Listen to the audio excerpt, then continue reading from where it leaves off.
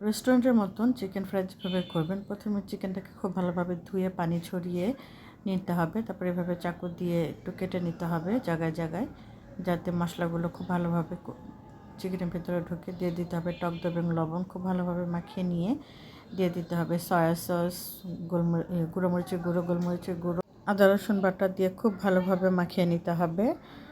এরপরে দিয়ে দিতে হবে সিরকা, আবারও খুব ভালোভাবে মাখিয়ে নিতে হবে এবং রেস্টে রেখে দিতে হবে 3 থেকে 5 ঘন্টার মতন। তারপর একটা আটা নিয়ে তার মধ্যে গোলমরিচ, গুঁড়ামরিচ এবং লবণ স্বাদ মতো দিয়ে খুব ভালোভাবে মিশিয়ে নিয়ে ম্যারিনেট করা চিকেনগুলোকে খুব ভালোভাবে আটার মধ্যে কোট করে নিতে হবে। অর্থাৎ হাত দিয়ে হালকা প্রেস করে করে চিকেনের ফাঁকে যেভাবে কেটে রেখেছিলাম সেই অংশগুলোতে যেন আটাগুলো প্রবেশ করে সেভাবে প্রেস করে করে আটাগুলোকে মেখে নিতে হবে। তারপরে যে প্রসেসটা, পানিতে ডুবিয়ে নিয়ে আবারও সেম প্রসেসে চিকেনগুলোকে আটার মধ্যে কোট করে নিতে হবে। এই প্রসেসে 2-3 বার কোট করে নিলে চিকেনটা উপর দিয়ে ভীষণ ক্রিস্পি হয় এবং ভিতরে ভীষণ জুসি হয়।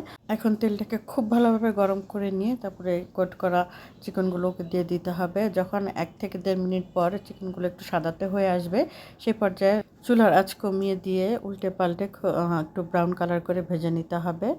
তাহলেই তৈরি হয়ে যাবে খুবই মজার চিকেন ফ্রাই।